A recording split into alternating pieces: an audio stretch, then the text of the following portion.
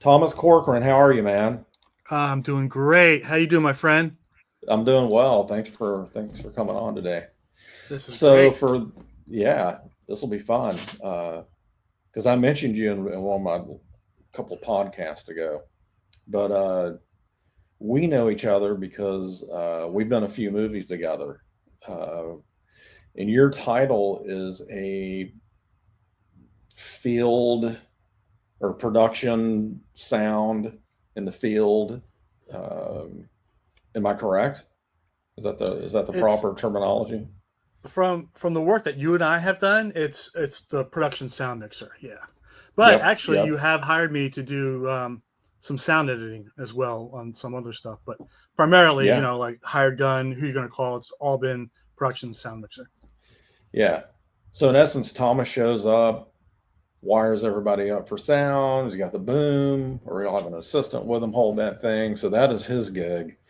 And I got to tell you, he's the best I've ever worked with, and I've halted productions if you're not available before in the past. That's how valuable that you are to me, and how critical it is. And it's funny, I had Greg Tillman, who's the director of the Oklahoma City bombing documentary that's Okay, a hit at Netflix right now.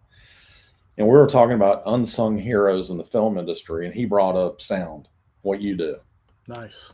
because you can have the most beautiful picture and everything else, but if you don't have good sound, you've got zero, right? Especially in documentaries, because in Yeah, narrative, I mean, it's not great, but you can ADR. But in documentaries, you have to get the sound there. yeah, yeah. And what are some of those challenges of doing documentary sound versus a feature motion picture? Well, it's sort of a double edged sword. In some ways, it's easier because there's less people you have to mic. Usually, it's only like one or two people. So in that aspect, it's easier, but it's harder in the fact that you really have to either a tech scout or before you shoot, you really have to go over the location and make sure the location is good because when you have when you're in the middle of an interview, and this is sort of a thing in the industry, like no one can call cut other than the director, and you so once you start an interview in a documentary, you have to be okay with everything right there. Um, if you're on a feature, a narrative, a TV show, whatever, you have a little bit of a buffer, maybe like the first take or something. Like usually there's issues with the camera anyway, or they change a light, or and you have different coverage, right? You go in for you have a wide shot first, and you have medium, then you have the close up. So there's different things that can kind of save you a little bit if you don't have it like right on the first one. But on the documentary, you can never go back and do any sort of ADR. So it's sort of you just have to be with a group of people who understand that. And you and I have always, gotten great stuff together because you've always, known that, um, and it's been, it's just something that needs to be established before you start rolling. Right, right. And it's cool because you don't have you and I have a shorthand, right? Like every now and then I'll look over just to make sure you're good, Right, and we'll have a helicopter fly over or whatever. You're like, you know, right, you're right. usually the director will be like, "Are you hearing that?" I'm not Sure. paying attention. Most of the time, I'm so deeply invested into the interview I'm doing that you'll sometimes be like, "Hey, we may want to just hold for 1 second," And it's tricky because if you're getting really good shit from your subject that you're interviewing, you don't want to stop them, but sometimes you just have to, or you're going to live with the consequences later. Well, actually, I have a funny story with us. I want to tell on. It's a funny story that when you and I were first working together, we did a big interview at East West Studio with Ray Parker Jr., Jay Graydon. Jay Graydon, I think it was Dean Parks. Dean I'm not sure. Parks, Yeah, yeah, Dean Parks. So we were at East West. It was a beautiful room, Okay, one of the biggest, nicest studios in Los Angeles. It was a great looking shot. You had the three of them, and they were talking. They have a lot of history together, and we're getting this great interview. And just to give you an idea, or just to give the listeners an idea of some of the things that can come up. I mean, we were in a controlled environment, east Right. west. It was a quiet room. I mean, people pay a lot of money to be in a room like this. So still, even in a room like this, what happened was, um, it was funny. They started the interview. It was going great. They're talking, but one of the things that were what was going on in the interview is, Gavin Fisher, our DB, wanted movement in the shot, and they had what's called a dolly shot. It was on, it was a dolly, and it was on tracks, and Yep. a couple minutes in, and it was just one of those things. A couple minutes in, the tracks started creaking, like, I guess, with the going back and forth, it was like and and I was like, oh my god, because it was a great interview too. So again, like, no one can call cut other than a director, you. And so I was like, all right, I can't call cut, but I'm trying to get your attention. And I guess at some point, I was sort of like dancing around trying to get your attention. And I was All I like, at one saw point, were arms flailing in the air, you jumping up and down. I'm like, what the fuck is he doing? right, And I look over at you, and you're like, I was like, all right, cut. And you're like, I'm hearing this track. I'm yeah, like, oh, okay. So I don't know. I guess we fixed it or we put some more fixed it, white and we butter put a little bit or of whatever. oil, 3-in-1 on the track. Yeah. It just needed to be. It was a squeaking thing, but it's crazy because that's even in like the best case scenario. You're in a place like East West. You're not hearing planes. You're not hearing all the shenanigans that you can hear when you're on, like a narrative, or if you're on location. But even that, there was an issue. But it was funny because, I had to do a little dance for you because I couldn't Yeah. get your That attention. that was hysterical. And there's another time where we're in the Bahamas on the Shania Twain documentary. Uh-huh. And we were at uh, Justin Timberlake. Timberlake's studio, yeah, there in Uh-huh. Nassau. And we've got her mic'd up, the light, everything's good. We're deep in the interview, and you're sitting down at an organ, right? Like a keyboard, and you're kind of leaned over on it. And I guess that your Uh-huh. back was like starting to get jacked up a little bit. And the next thing I know, man, you're over there wiggling around, and you're right in my eyesight as I'm interviewing her. Like, what is going on with this guy? And I saw you like trying to straighten up just to get a little bit of leverage on your back, and I'm like, oh my god, this is incredible. But It was just like the slightest movement. If you're on a yeah, particular chair and there was like a creak, yeah, man, and so I was like, in that position, and I knew I could hear it. So I was like, all right, I can't move. But yeah, 45 minutes into the interview, right, right, you're like, I have to move. Um, yeah, yeah. So yeah, I you recently did sound for my buddy Gil Henry on a project on a short of his that's just stunning. I don't know if you've got to see the final product, but I haven't seen it yet. I haven't seen it yet. No. yeah, he did a little private screening for me that I could look at. And first of all, it's a beautiful movie, and it's shot beautifully. It sounds great. Good. On something like that, when you have multiple people, and like you said, you're doing wide shots, medium shots, close ups. And now, when we're doing our sit down interviews, a lot of people don't know what it kind of looks like when you have somebody seated and you're doing a on camera interview for a documentary if it's just a tight and a wide shot, but the microphone is like right here, like Right. right in their face. Right. When you're doing a wide shot like that, obviously you can't have that boom there, and that's what really sounds the best. How do you navigate that?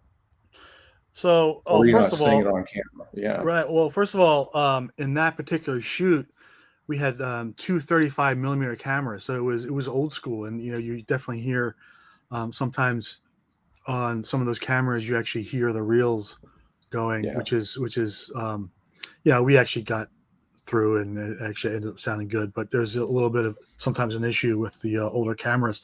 But to answer your question, typically, like real wide shots, the boom is out of play. Like the boom may be out there just to catch the slate, but you're pretty much using the lavs. Oh, okay. And on most wide shots anyway, most directors are only using the first part of the wide shot if maybe we're pushing in or something like that. So you have the lavs, which I'll make sure that they sound good, but the bulk of the scene is either a medium or the close up, and then of course that's when you get in with the boom. So Right. it's important, especially on so this is the thing, on multi-camera shoots. Sometimes what they do is one camera is doing a close-up, another camera is doing a wide, so you get kind of screwed, because you can't really get the boom in on the close-up because you're actually seeing it in the other camera. It depends how they shoot it, and that doesn't happen every time. But sometimes on like 2 or 3, sometimes even like 4 camera shoots, it's really important that you have those like really good lavs. Mm. I have electrosonics, and it's good. It's also very important, on my end, that I have a very experienced boom op who wires as well, who's really good at wiring.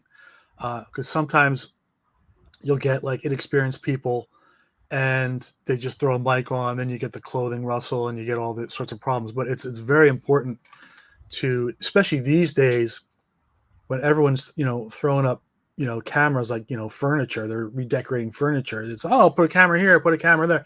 You really need you absolutely need to have really good wireless Yeah. mics, and you have to have a good wireless system where the sound mixer doesn't have to be necessarily close to the transmitter. The receiver doesn't have to be as close to the transmitter. Sometimes I have to be in another room, because of the huge wide shot. There's no room for me, let alone a boom operator. So Right. it's a matter of having really good wirelesses. But when you and I are on set together, usually, yeah, it's just usually one camera, and we're able to get really tight with the boom. So that's when we get that really warm sound with the boom. And on most films, a lot of times you are hearing the boom, because most of the time you're actually seeing a close up on screen anyway. A lot of the heart of the film is like here, like, Right. and that's where you're getting the boom there anyway. But to answer your question, it's all about the lavs. Yeah. Okay. And how does one get into your field? Like, what turns you on to want to doing this as a living? Gosh, you know what? I never thought I'd be doing production sound, Right. and I moved to California. I was a musician. I am a musician, and I sort of got involved in film because a lot of friends of mine were doing short films, and they were like, "Oh, would you do either music for my film, or could you sound edit?" And it wasn't until I started doing that on like really small productions, like when your friend has like one little DSL camera or some type of thing. Right. And I ended up going back to school. I went to film school later in life. I was in my mid 30s and I went back to film school. And even at that point, I had never even thought of production sound. It just was one of those things I just never thought about doing. But it wasn't until film school that everyone in the class, like, they do their thesis films, and they go to, and there's usually only like 1 or 2 sound people in the class, right? Right.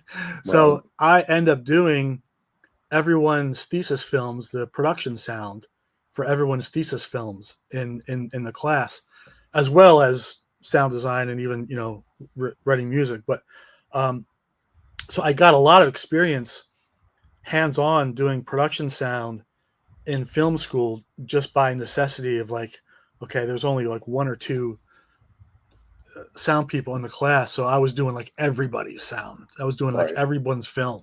So when I got out of film school, I was like, well, okay, I can, make a decent living at this while I'm also, doing other things. And I had other interests, but I was like, okay, I like being on set. I like I, I just love being on set. I love the feel of everyone.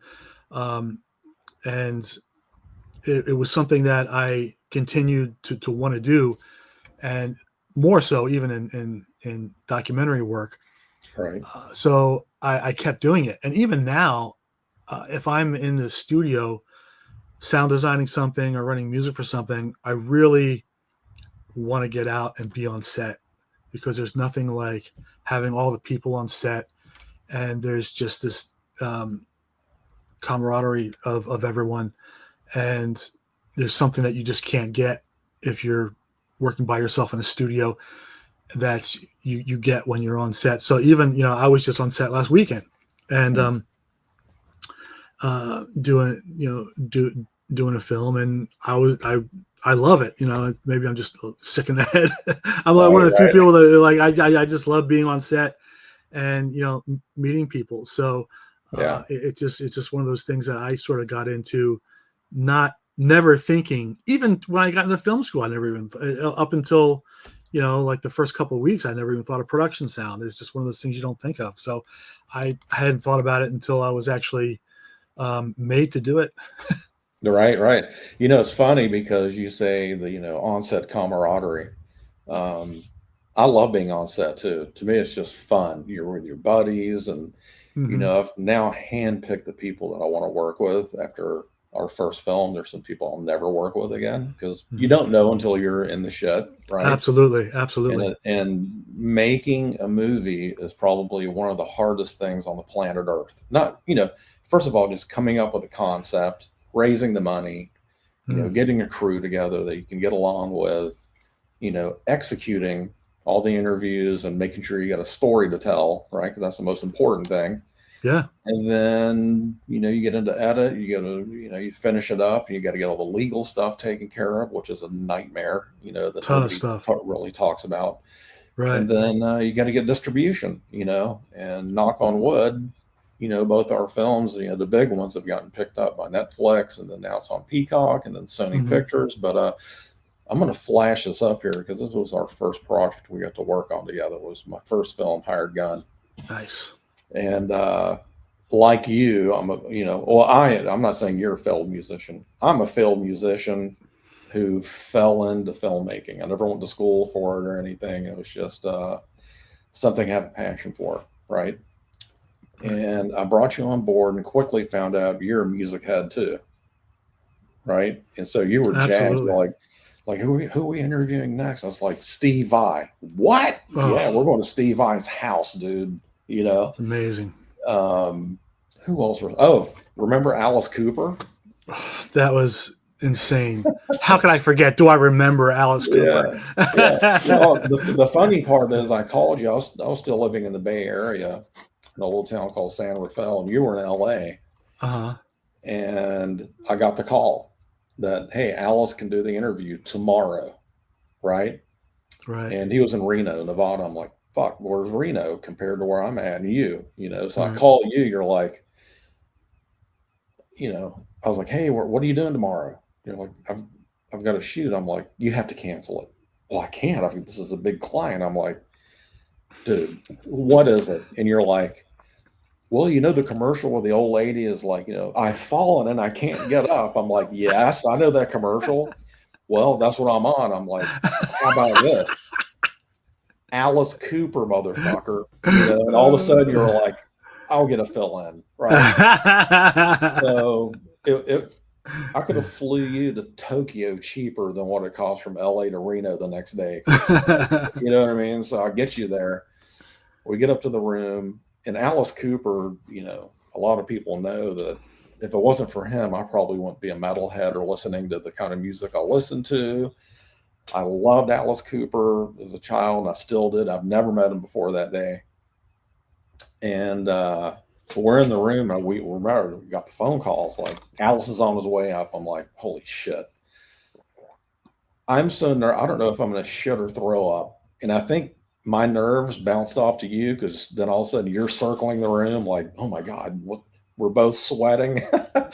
And the door knocks, open it up, and there he is. Just a little tiny man, just immediately switched and my nerves were gone. He was just so welcoming and friendly, just the best. Kind, warm guy. It just makes you feel comfortable, right? Yeah, and his wife was with him. And I remember, where do I sit down? They said, what a great idea for a movie, And he gave us more time than was allotted for us. Mm-hmm. If you remember, he introduced us to Nita Strauss, and we interviewed her the same day, and Glenn Sobel, right? Glenn Sobel, yeah. And thank God, because we got them at East West that day you were talking about to do the jam. And it was freaking awesome. And that was a great memory we had on that movie. And then, God, there's so many. Well, see, this is the thing. This is how much I loved Hired Gun and who you're going to call for that matter. A lot of the people that we're interviewing are people that I grew up listening to. Oh God, Brad so Gillis, this was Rudy Sarzo. Absolutely. So there were times, now I don't even think I told you this because like I didn't want you to worry about like the sound or anything else, but like when we did, I don't know if you remember, but the day we interviewed Steve Vai and we also did David Foster that same day. David Foster, that's right. Yeah. I had actually been up like the night before on a movie, like all night. Like, so, and you call it double dipping, right? So I was up the day before, then all night we're filming. And then I drove right to David Foster's house then did that interview. And then we drove right to Steve Vai's house and did that interview. I was like, I'm not missing this. You kidding me? Like David Foster and Steve Vai in the same day. Like you're working off adrenaline at this point. I was, and I'll tell you, when I got home that night, it was you totally said it, adrenaline. I got home that night. I took a beer out of the fridge, and I sat on the couch, and I was like, man, I was just like thinking about like the past like 2 days. I'm like, my God, this was insane. And I took a sip of beer, and the next thing I remember, I fell asleep. And the next thing I remember, the beer is like all over. I wake up and the beer is like covering me. Like I had like fallen asleep with the beer in my hand. And, I like woke up to, I felt like I was in a fraternity and like, 20 years old. But, it's I get the point is like, I'm not like when I'm on a documentary like this, I'm doing these kind of shoots. Like when you would give me a call, I'd be like, yeah, I mean, are you kidding? Like, I'll figure it out. I'll figure something out. That was a lot of fun to make, man. Yeah. I'm trying to think of some other highlights that we had with that. Bobby Brown. Remember that day? Bobby Brown. Yeah. Well, Holland Dozier Holland. Well, talking about that was another. Yep, that was another. Wait, that was who you gonna call? Never mind. Yeah. Well, who you gonna call? Yeah, I mean there was a lot of them, and even on who you're gonna call, there was Stevie Wonder shooting Stevie Wonder, but I don't know if you remember the day that we shot Ivan Reitman at Sony. Yes. I asked you to hire my boom up on as well, just to keep me awake because I had been up. We had shot Ray the day before, and then I had right from Ray's house. I went to like some shoot in the middle of the desert. It was like some bar in the middle of the desert. We shot all night, and then I drove right back into LA on the Sony lot, and I was afraid I was going to fall asleep. So I'm like, I kept my boom op with me, and he was there. Right. A guy named Lance Alcon, and he actually, sure enough, when we left that, so we were there, half the day, and we were driving home. sure enough, I was like dozing off, and he was like, "Tom, stay awake, stay awake." Yeah. But I'm not. I was like, I'm not missing Ivan Reitman. Are you kidding? I'm like, Dude, I have to do that. yeah, we're in his office on the Sony lot at Ghost Corp. So for those of you who don't know, Sony now distributes all the Ghostbuster IP stuff. And, I'd reached out to his office about doing an interview on Ray's behalf for the film about how the song came together, and he graciously accepted the interview. And we went. I was nervous because one of my first movies I ever saw as a child in the theater was Stripes with my mom. So we had to talk about that. Such a good movie. Oh. Yeah, we laughed our asses off talking about it. And then if you remember, he asked us after the interview, he goes, "Hey, would you guys be cool enough to set up and film me for something completely different?" And it was for they were doing a tour of Ghostbusters, the film, in different cities, select cities, with an orchestra playing to the music that you're seeing on screen, like a real orchestra. Right. And it was for the intermission that he wanted to, like, "Hey, thanks for coming to this showing," and da da da da da. And I'm like, I'm getting ready to direct Ivan Reitman, And I have a blooper reel somewhere because he was getting so flustered because he would forget his lines. Yeah. I don't know if you remember that or not. He's like, "Fuck, son of a bitch," and starts stomping off, but in a funny way. He wasn't being an asshole. It was hysterical. Right. But nothing but just great memories of that day. And then, then there's Stevie Wonder. Remember, we set up in Ray's studio, which is kind of attached to his house, but not really, right? And then Stevie shows up with his manager, and they walk into Ray's beautiful Calabasas home, which is basically a mansion, and saw the foyer, and are like, "Yeah, Stevie can't see this, but we need to do the interview here." I'm like, "Well, Jesus Christ, we've already got everything set up, all the camera blocking, the whole deal. It's Stevie Wonder, I was like, we can't fuck this up." Right. So they wanted it there, so we have to deliver. And I remember, man, 30 minutes tops. We had everything set up, ready to go. And then that interview was mind-altering to me. Like, I'm sitting in front of Stevie Wonder, legend, and he couldn't have been nicer, Totally. Just totally nice. There's definitely a lot of... Yeah, then we went to Detroit. Oh my gosh, yeah. To shoot Ray in the city, because I had some really pivotal moments about his early childhood that happened there. Everything we shot was outdoors, if you remember. I remember because it was freezing. Yeah, it was 9 degrees. We had Ed Herrera, who's our DP on that show. I remember we were shooting 16 millimeter. So we were shooting film, and you only get one shot. We can't see what we're shooting. Like, I have no idea what it's going to look like. Is it going to be frozen stiff? And I remember the camera batteries dying really quick because it was so cold outside. And we had to tape hand warmers to the batteries. I don't know if you remember that or not. I do, yeah. Yeah. And then I probably shouldn't tell the story, but I'm going to because it was so fucking hysterical. I must have eaten something bad that day, and I had to go to the bathroom really bad, right? And not to pee.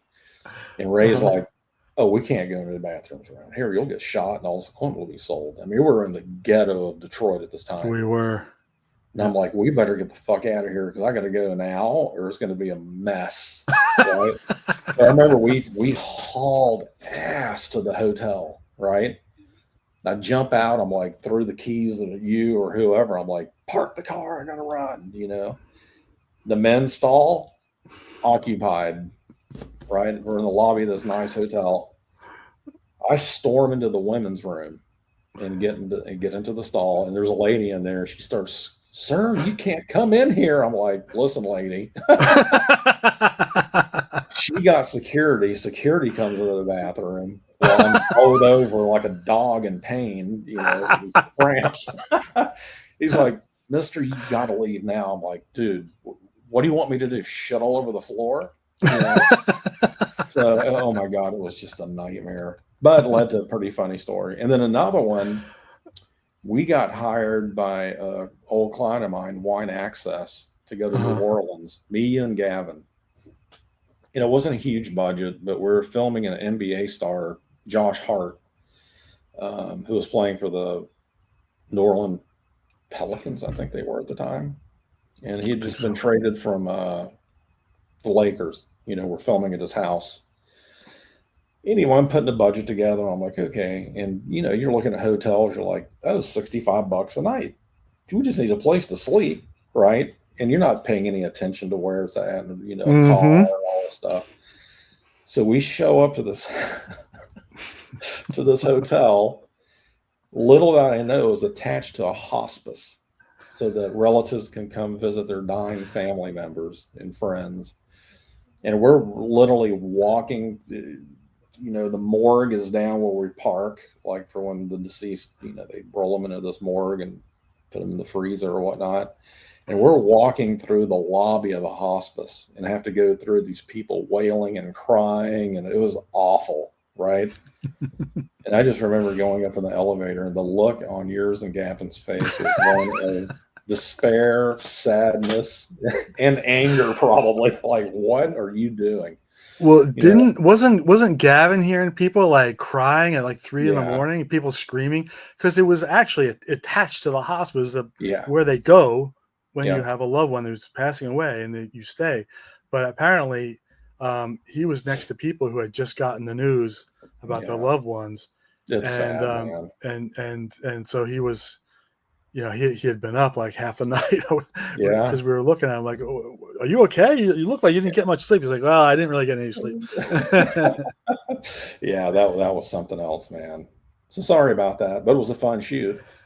You know, we got to we walk around New Orleans and do a bunch of drone stuff, and yeah, we it was it was fun. fun. Other than that, yeah. And then we've done so many other. I've got a show that I'm working on right now. I'm actually in post. First Call, another music show, Hmm. and we did that in a really cool setting. Like, we interviewed all 5 or 6 interviews over 2 days in this one location. But anytime you turn the camera, it was a new set, right? It's just really cool. Yep. And it was loud. I mean, we were right over the airport, traffic, and there was a homeless encampment on that street. I don't know if you remember that or not. Absolutely, yeah. I Yeah. shot there a number of times actually.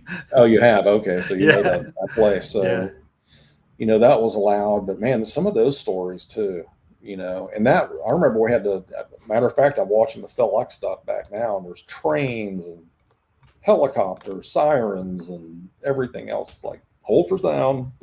I'm like, my God, it was wild. Yeah, But this show is going to be really cool. I think you're going to really dig it, you know. And I think I that you can't wait to see it. did, yeah, I think you did the sound mix on the trailer for it for me, or the Yeah, teaser. yeah, Yeah, I phenomenal, did. phenomenal job, man. Awesome, And thank then, you. yeah, and when we did Ray Parker's movie, like, I mixed both my films. Lucky for me, at Skywalker Ranch in Northern California. And for Ray's, I'm like, hey man, do you want to come up and check out Skywalker? And you're like, well, yeah, And I can't remember if you drove or flew up, but I drove. Yeah, yeah. Once I drove. once you tell the people, because everybody asked me, they're like, what is Skywalker? I was like, I can't put it into words. I mean, it was like nothing I've ever seen before. What was your Well, experience?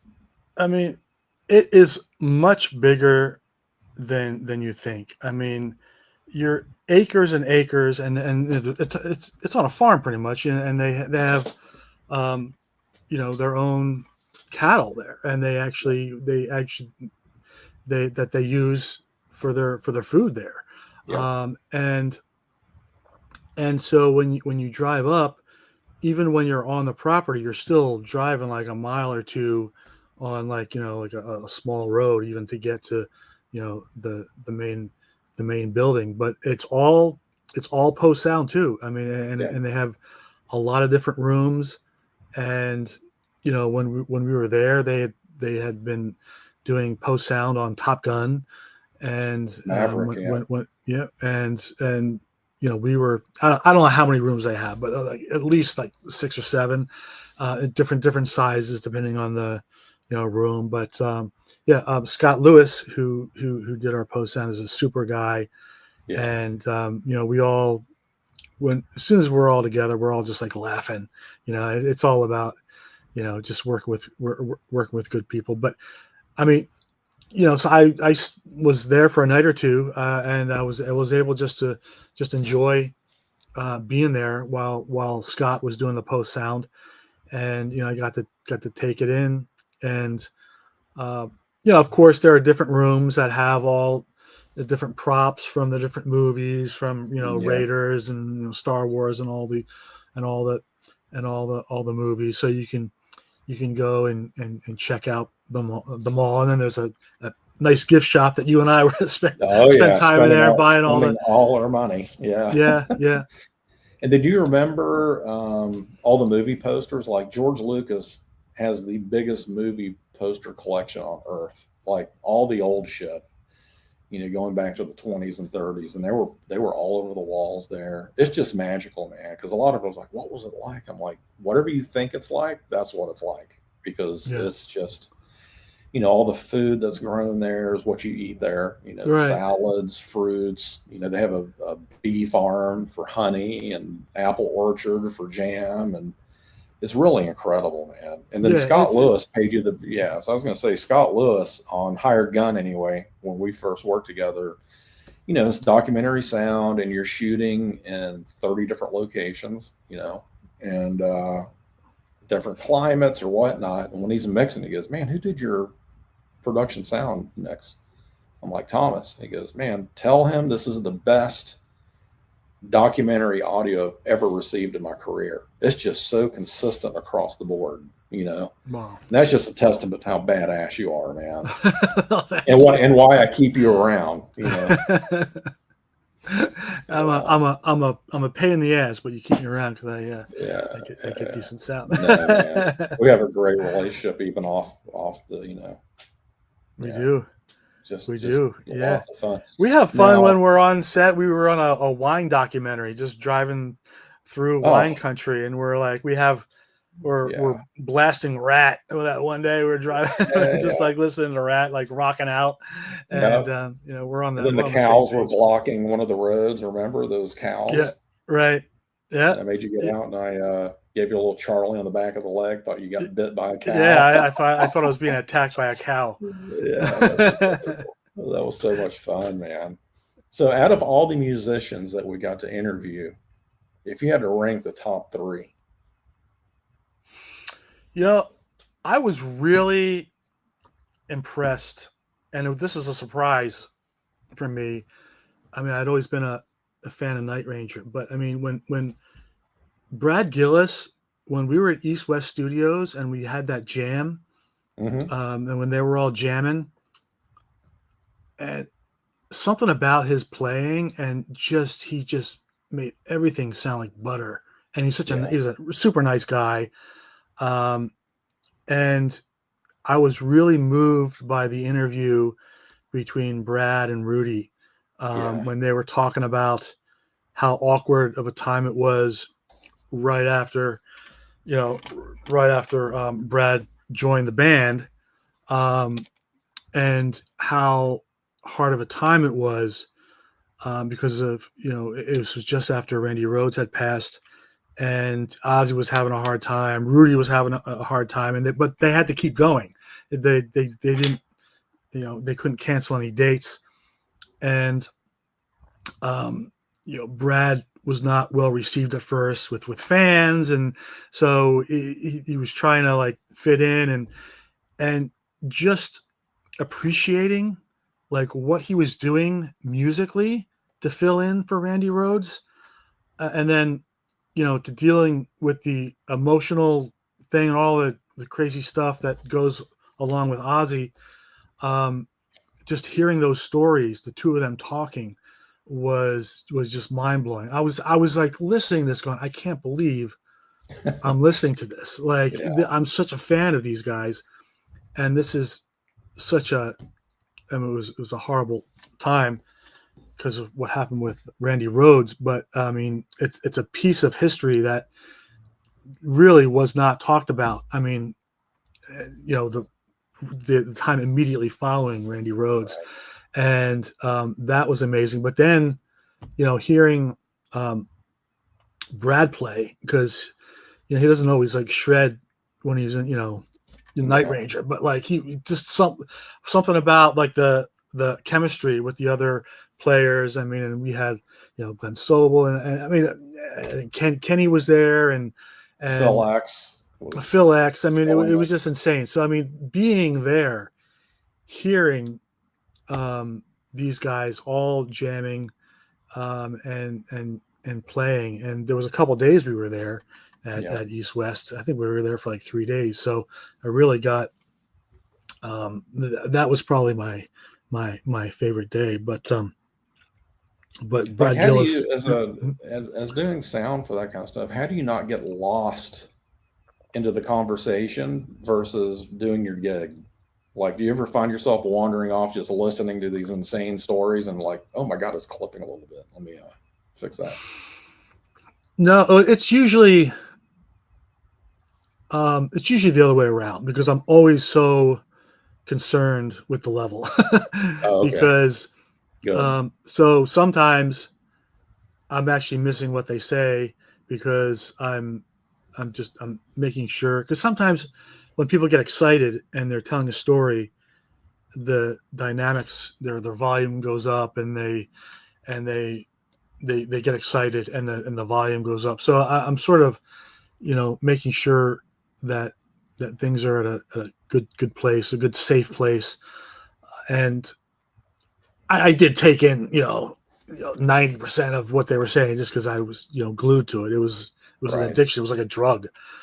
So I was just listening to everything. But sometimes um, we'll be talking about something after the fact, and we're like, oh, wasn't that a great interview when he was talking about this, that, and the other thing? And I'll be like, oh, I must have missed that because I was Oh God. trying to make sure. So I'll go back and listen to it. Yeah. But it's mainly a technical thing with a documentary. You just want to make sure that everything is sound.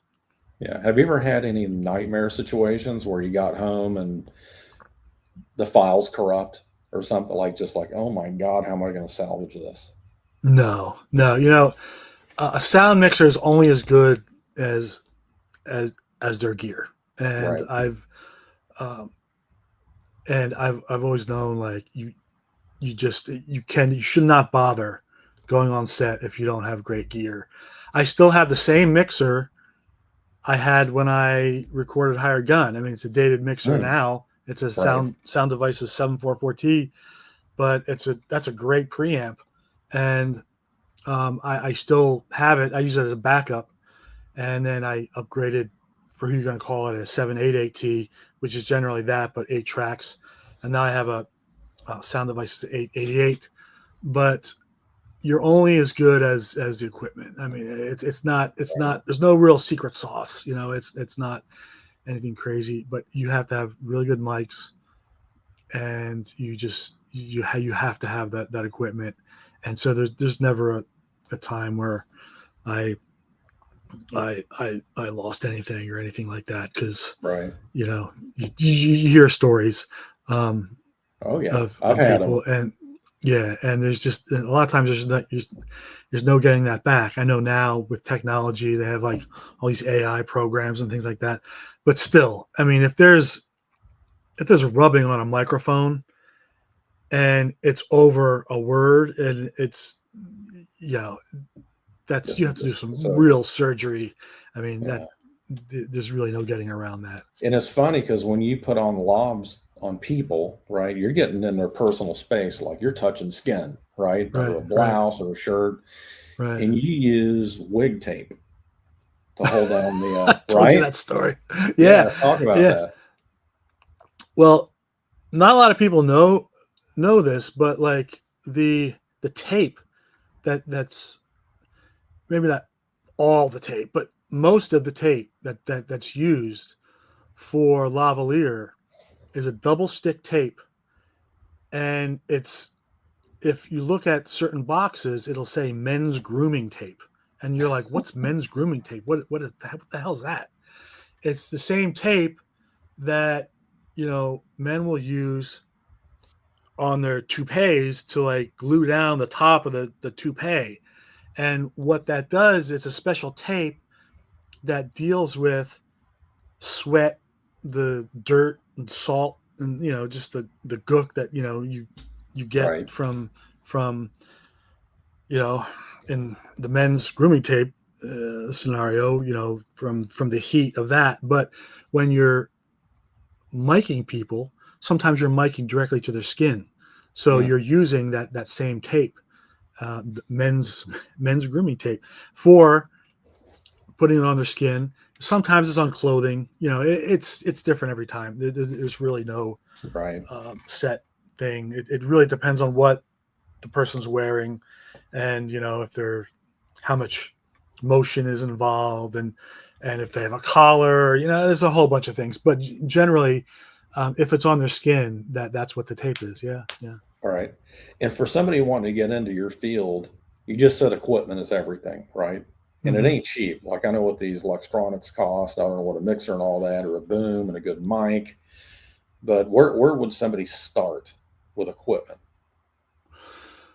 Well, in Los Angeles, you definitely have, of course, one of the biggest places just closed down, but you do have a lot of places in Los Angeles. There's a place called True Audio. You have Wilcox Sound.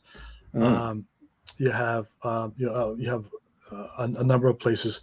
Um, so you would go there. You probably want to know what you wanted first, and you can, like anything else, you could buy it used. If you really wanted to get more equipment, you might have to buy it used, but you just have to make sure. um, it's tough because you never know what that equipment has gone through, but people do it, and camera people buy stuff used, so it mhm, just you just have to check it out, and as soon right. as you get it, really check it out, because if you return it, you have to return it immediately. Yeah. But you definitely, there's eBay, and there's all sorts of different sites that you can buy used gear. But and the big place that was in Los Angeles for ages was Location Sound. They just closed, but there are a number of um, great great places to get it, and you just have to know.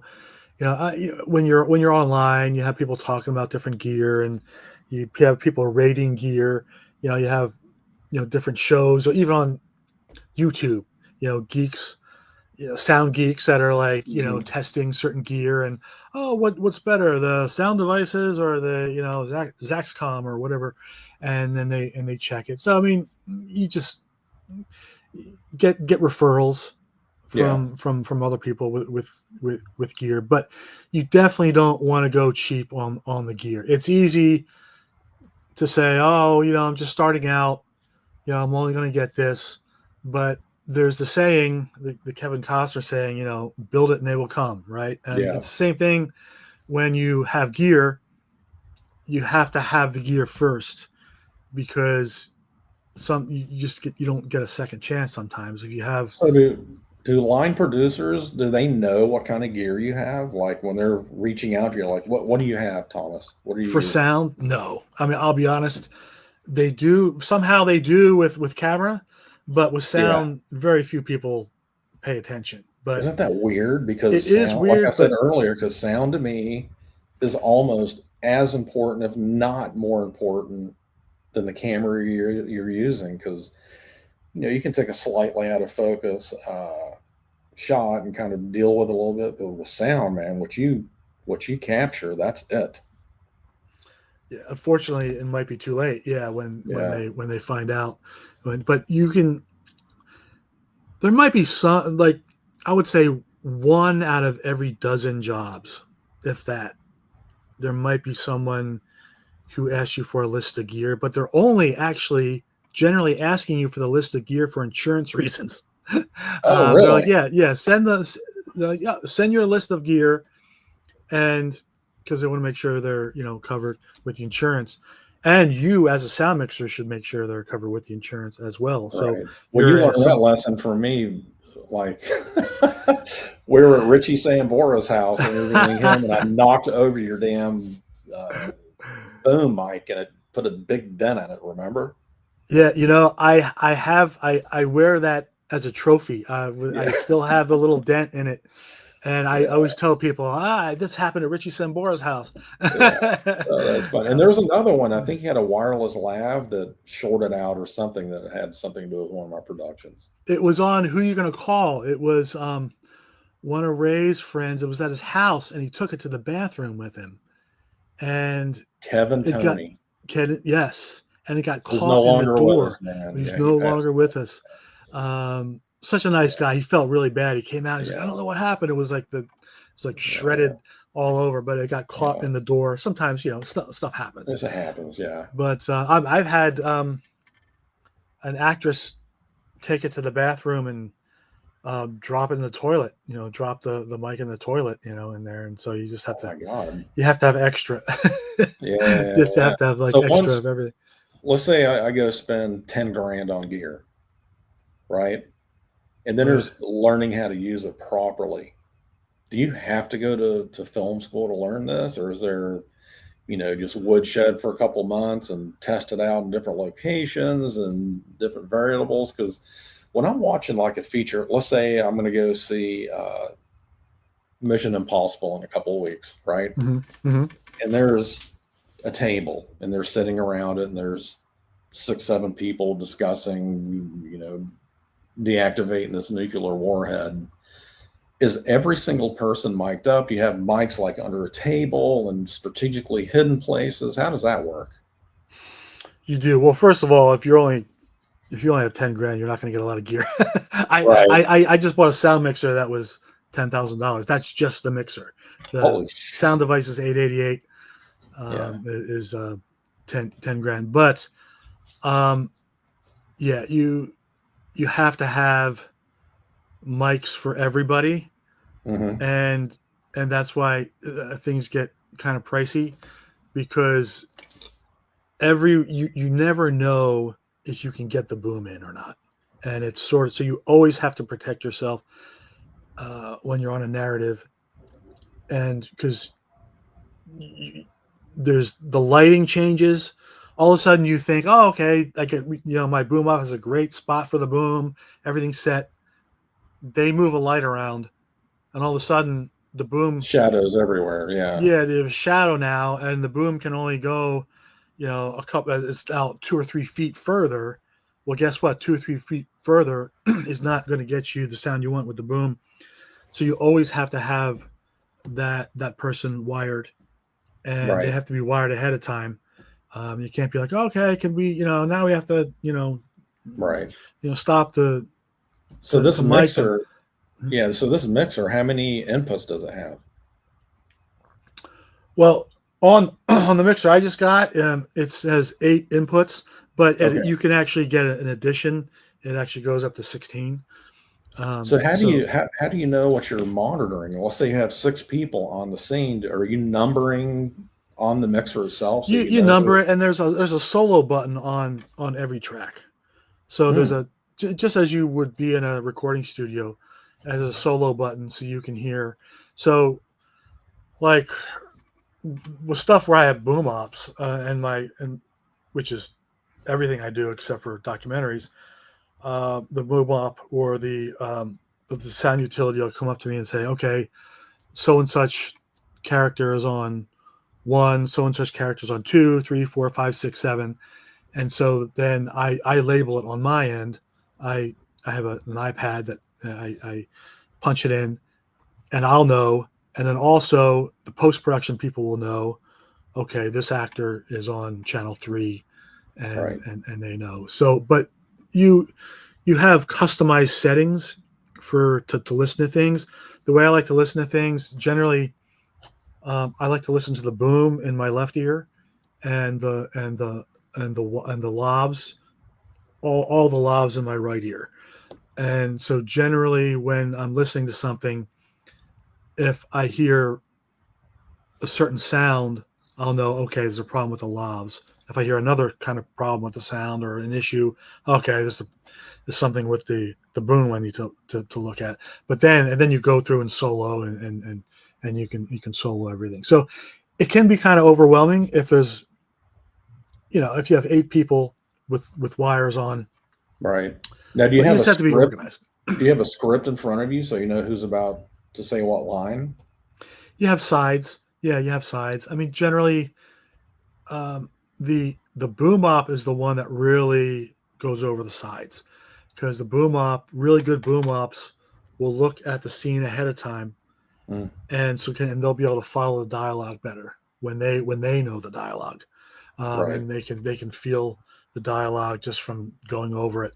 So usually your boom op is going to be off to the side with the sides, Yeah, with, yeah, with with sides, reading the dialogue, getting familiar with the dialogue, and it really helps them go back and forth and really get the momentum of that. yeah. I got to say, I think the worst place that we ever filmed was in the Valley.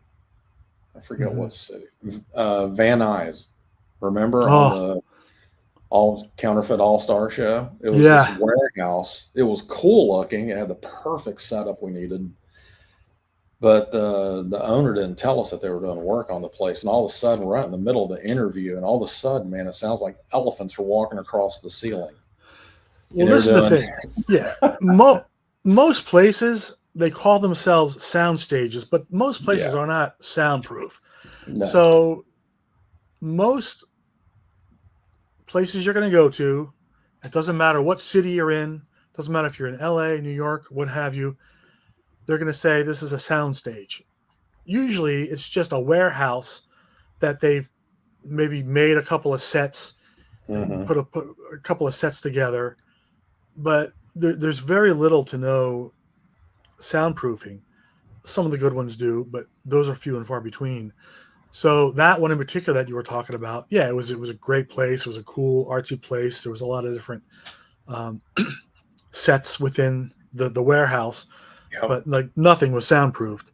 And no, it and wasn't. and that's another thing. There's a story I like to tell.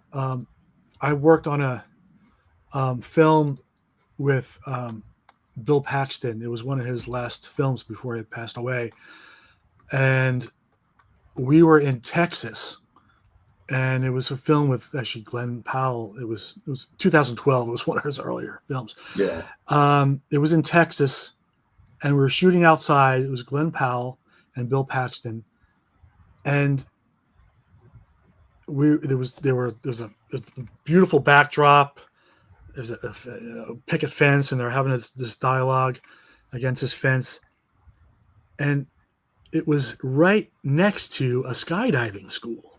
A skydiving school. Think about that. So, which means not only are you going to get an occasional plane, like you're right. just getting planes back and forth, back and forth, back and forth. So, Bill Paxton, who had done a bunch of directing as well, was getting kind of frustrated, and he sort of leans over to me and he goes, "Thomas, this is why I always bring my sound guy with me for the tech scout." And because Oh, that's what okay. you should, generally speaking, in a perfect, what you should be doing is having your sound person go Hmm. with you to tech scout, because they're going to, a lot of times when you bring people to tech scout, just people aren't listening, right? That's just the Yeah. way the world works. So having your sound person there, and being able to listen. Now, who knows? If I would have squawked and said, "We're right next to a skydiving school," that would have still been like, "Well, we have this great location, and we have it for cheap, and this Yeah. is perfect. We'll shoot around it." And we got through it. Like you and I have gotten through, like crazy stuff. Yeah. When we were at that place in Van Nuys you were talking about, we still got it. We still got it. We had to hold Hmm. for planes, and we had to hold for things. So it's not to say that you can't do it, but sometimes you don't have the flexibility to hold for stuff. I mean, you're on a time crunch, and you Right. have bigger actors who you only have for a certain amount of time, and you have you're in certain films you can't go overtime, right? Because for budgetary concerns, you can't go overtime. So you're in a situation where you're telling people to hold, asking people to hold, and they're holding, and you're getting it, but it's everyone's even more nervous, especially the producers, because they're like, oh my gosh, are we going to be able to get all this stuff in? But there's definitely are times where there's issues like that, and you get through it. And if you have a good production where the producer and director know the importance of sound, you'll hold for the plane, and you'll still get what you need, and you'll still be fine. But sometimes, I mean, the skydiving school was a little bit of an extreme because it was like constant, but we still Right. managed to do it. But it's just something that you got to do when you're on set. That's wild. Okay, so I saw a post of yours the other day where you won a pretty prestigious award at the Idlewild Film Festival, and it was judged by no other than Roger Taylor from Queen. Talk to me about that. Well, it's a funny story. I mean, it was quite the honor. I do a lot of film scoring when I'm not on set, and being a musician, I love working on films. I love scoring films, and one of the films I had scored, a horror film called Straight On Till Morning, was up for the award, and so I go there because it was up for the award, and I go for the ceremony, and when the Idlewild Festival sort of mixed up the categories. Like what I had done was I had scored a feature, and the Roger Taylor Award. There's actually 3 awards. There's a feature, a featurette, and a short film. Mm. And when I was there, they announced the feature film, but the film that won it, they announced the wrong film as the featurette, and the person came up and got it. So anyway, a month later, Roger Taylor, whose name is attached to the film festival, he listens to everything. He actually, because his name is attached to the festival, he has it in his contract that he wants to make sure he listens to everything, and he chooses who wins the award. Right. A month later, I get a call from the festival, and they're like, Tom, there's been a big mistake. The person who came up for the award, it was actually our mistake. It was for the featurette, and Roger wanted to make sure that it was for you. So it was sort of it was very delayed. It wasn't like a big thing where I was able to go up and accept the award, but it was an honor to be chosen for this award. And I've been a huge Queen fan my whole life. I mean, there's no, I mean, what else can you say about Queen? I mean, it's just, it's Queen. Yeah. And sure. So I was really honored that he actually listened to. I was happy that he listened to something of mine, let alone got chose for an award. Speaking of scoring for film, I know a lot of musicians, and there's a handful that are really good. Like I'm going to be talking to Clint Lowry from the band Seven Dust, and he's starting to dip his beak into movie scoring, and he's really good. The guy's talented. Like I think he gets the film score part of it. Right. Maybe talk about how maybe every musician isn't cut out to be a composer for film, and what it really takes, and sometimes less is more. Like I've heard some guys, it's just so crazy, it's like you get lost in it. It's like, what am I listening to here? Because it's not matching the picture I'm looking at. The emotion is to whatever, but what goes into scoring a film that differentiates an actual composer to a musician that wants to score film? You're absolutely right, and that's hard sometimes, being able to know when to pull back, because you're a part of a much bigger ensemble. When you're in a band, your ensemble is the guys in the band, right? It could be 4 or 5 people, and depending on the band, you can maybe do more solos or do more intricate things, depending on the style of music that you're playing. Hmm. But this, when you score, the story is God, so to speak, and there's really nothing, one thing that's the most important. You might argue and say it's the performance of the actor that's the most important, but there's really, if any one thing sticks out, it's not good. So you really have to know how to get an emotional impact from something without going crazy, without playing.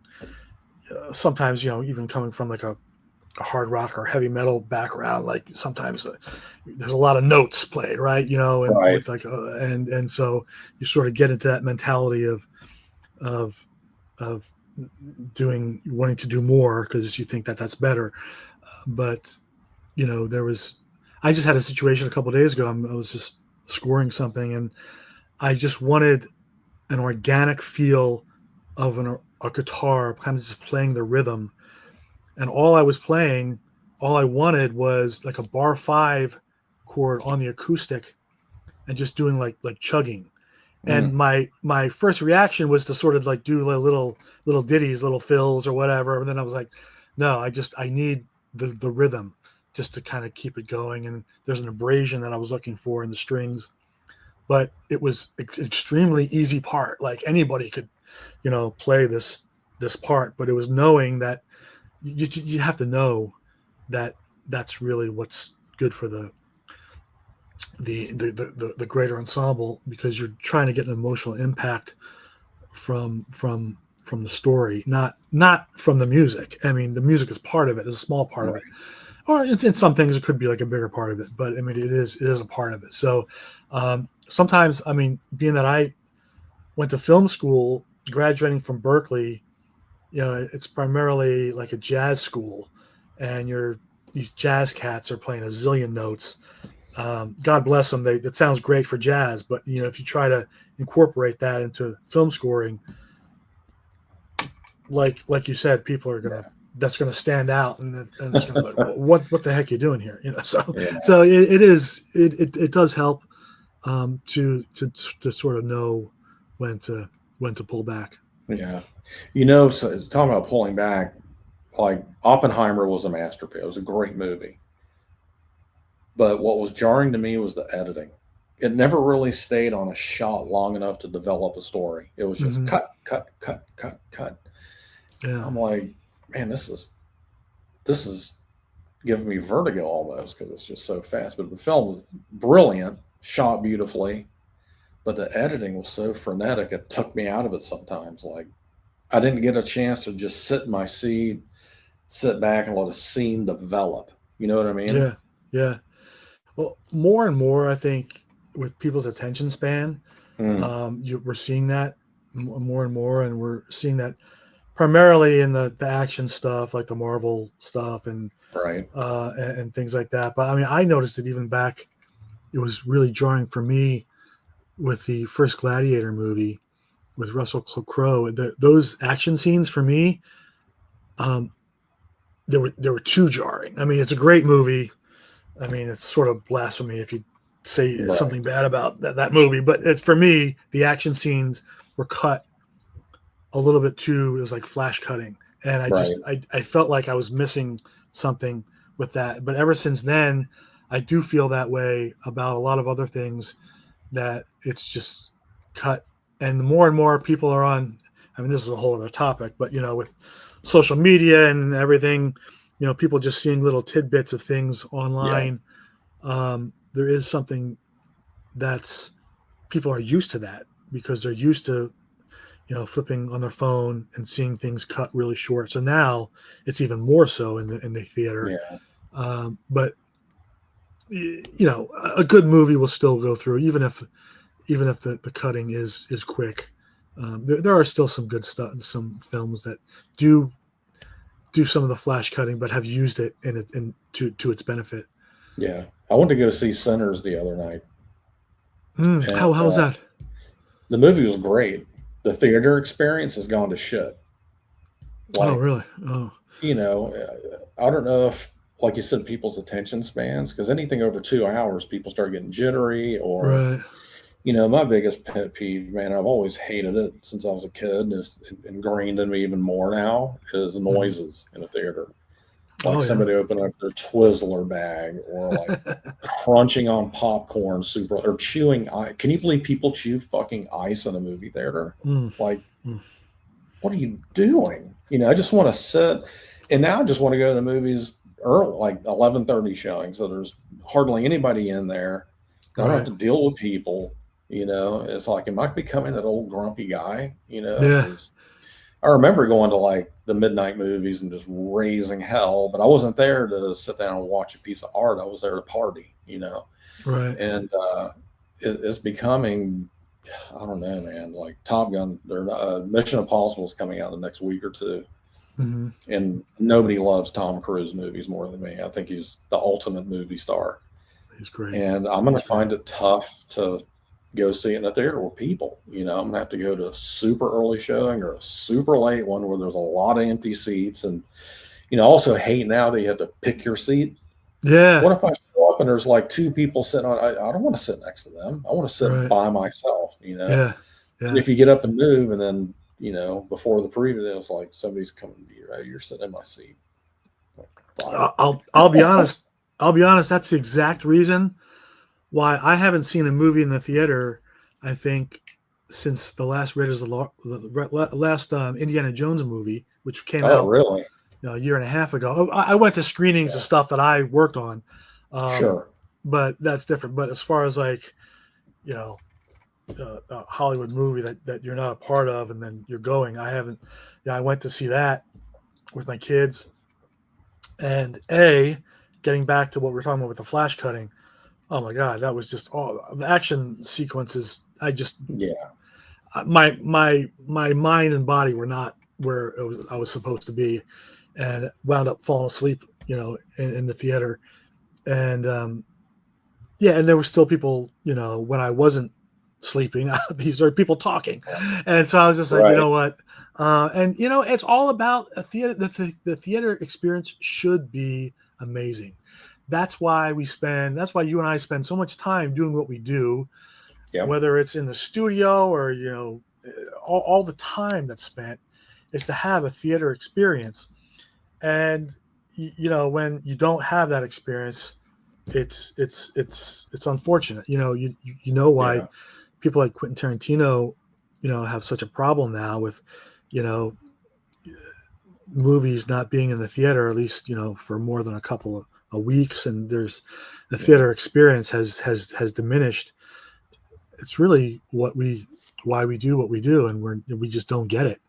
Yeah. And if we do What's that? get it, yeah, Yeah. if we're, let's just say we luck out and we do go in the morning and there's only a few people and it's a great theater, who's to say that the movie's going to be any good? It's like, so Exactly. it could be like this horrible movie. We're sitting there going, oh my gosh, all the money you spend, to get Yeah. there, and all the stuff. So it's sort of like, we could complain all we Yeah. want. Yeah. We could Well, I used to complain all like day. it back in the day when it was a communal experience and the Right. stories developing and people are, laughing at the right times, Yeah. crying at the right.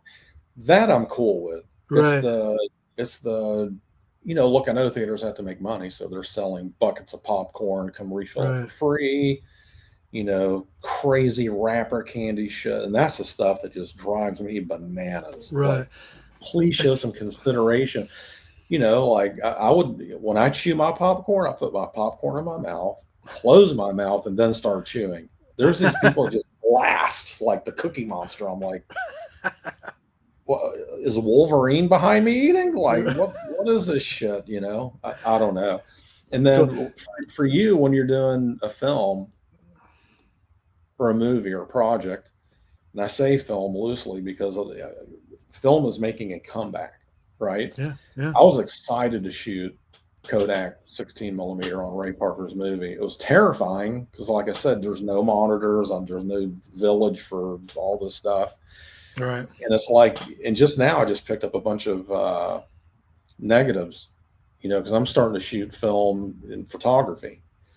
And I went to go shoot this band Disturbed last week, a week ago tomorrow. It took 6 days for me to get my negatives back. and processing. That's the frustrating part. For you, when you're shooting, I know you just did a film, like I said, with my buddy Gil, that was 35 millimeter. And then we shoot predominantly digital, with a red or whatnot, or a, Sony Venice. Mm-hmm.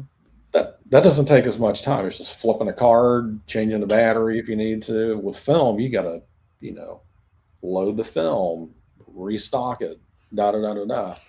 What are those kind of challenges? Well, the thing is, when you have a film, when you're shooting on film, you have people who know what they're doing on film. So you have people that have already prepped the reels. When you have to change a reel, there's someone who's been doing it their whole life. I mean, and they can do it quickly. And when it runs out, you have the loaders. I mean, if you want to see a professional, like a professional loader who loads film, I mean, they've been doing it so much, it's just like, second nature, right? Second nature. And so it really doesn't take any longer.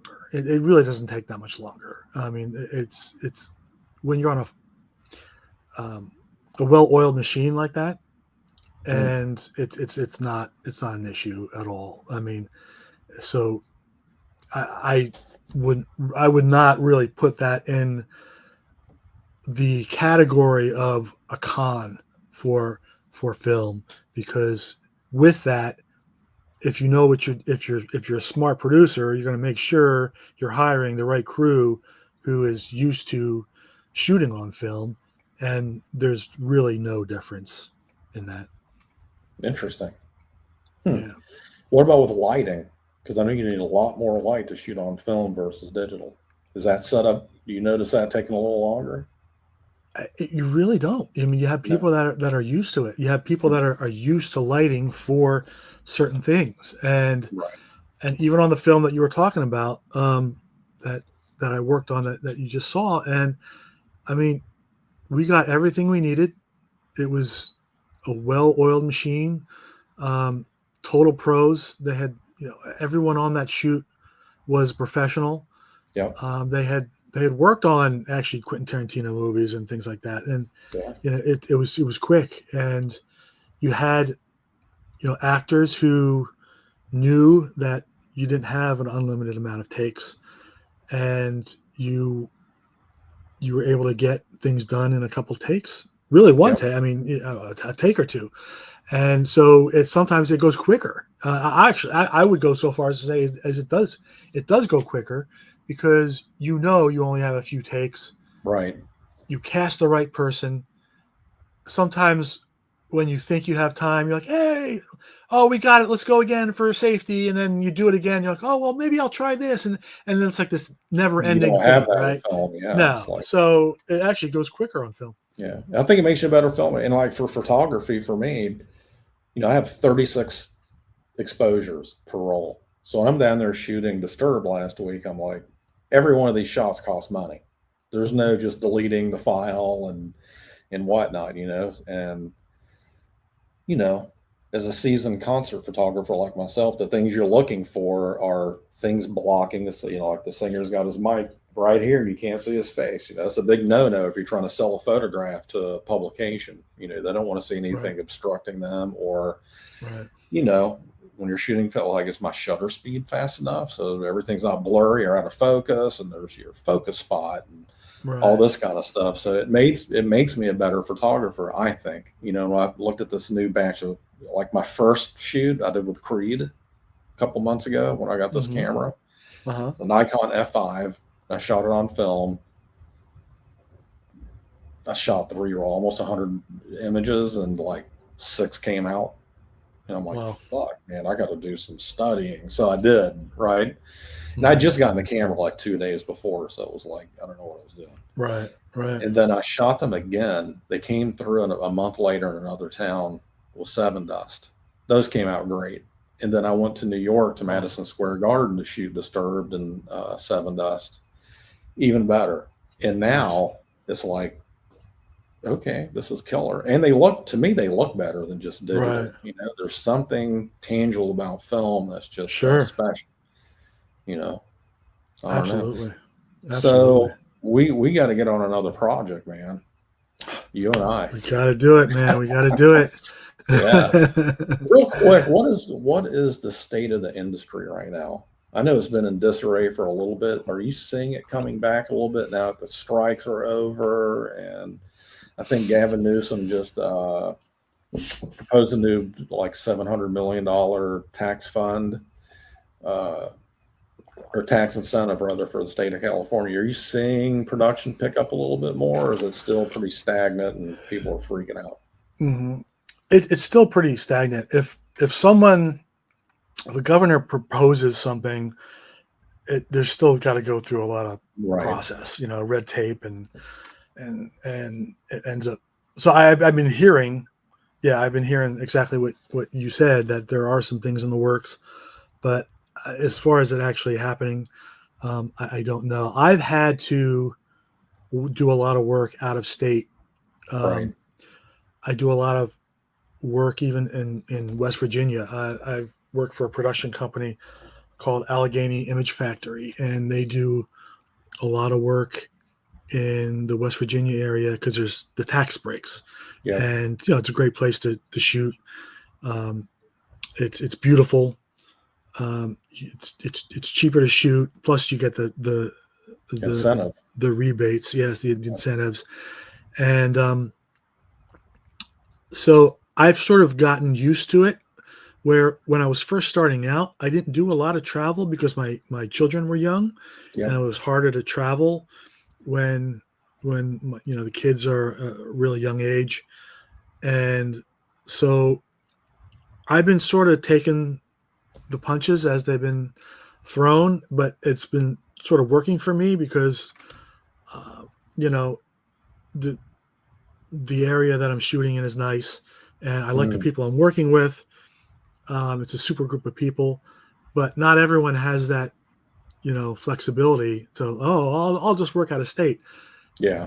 California has to really lock in to tax incentives, certain tax incentives, and it can't be something that we're talking about. Oh, it's in the works. It's down the pipe or whatever. It's got to actually Mhm. happen. And then once it happens, it's still going Takes to a be a while. while.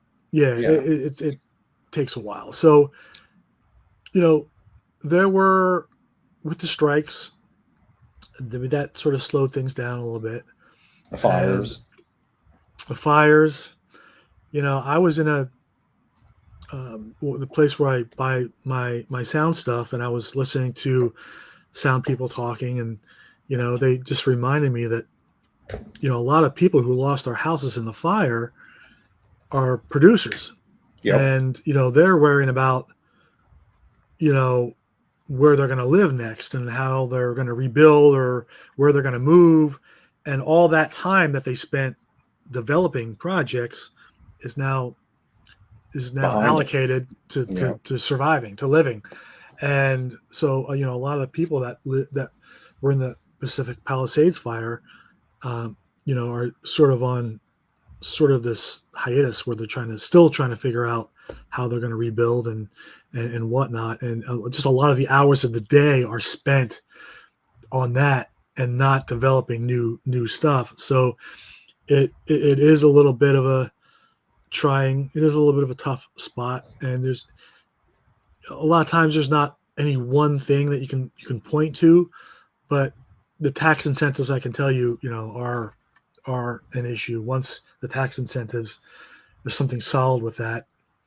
I think we're going to see it come back, but it's not an overnight thing, unfortunately. Yeah. A buddy of mine who happens to be the vice president of HBO, Jay Rowe, I let him know I moved to Oklahoma.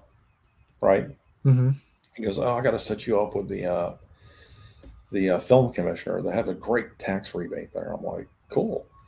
So we met up last week, and man, they have a up to 30% rebate here, and it's not a credit. It's like the state of Oklahoma will write. Let's say it's $1 million production. They hand you a check for $300,000. It's Wow. not, you always write it off. No. here you go. Here's a check. A lot of paperwork, and a lot of criteria to meet, but it can be done, Make a film in Oklahoma, dude. Come on. It'll be your narrative debut. Yeah. Well, it's not a narrative. They do documentaries. That do goes it for documentaries too. Well, So then let's do another doc. I mean, I've got one developing right now that I'll talk to you off air about. Okay. Yeah. Nice. Well, dude, thank you for coming on, and congratulations on your massive award. I can't wait to see it, and actually watch the movie, somehow. And I can't wait to see you again, man. I feel like it's been forever. It has been, Yeah. and it's been a lot of fun. Congratulations on this podcast, by the way. I've been listening to these interviews, and they've been great. So it's been really great to be on here. Thank you, buddy. All right, thank you.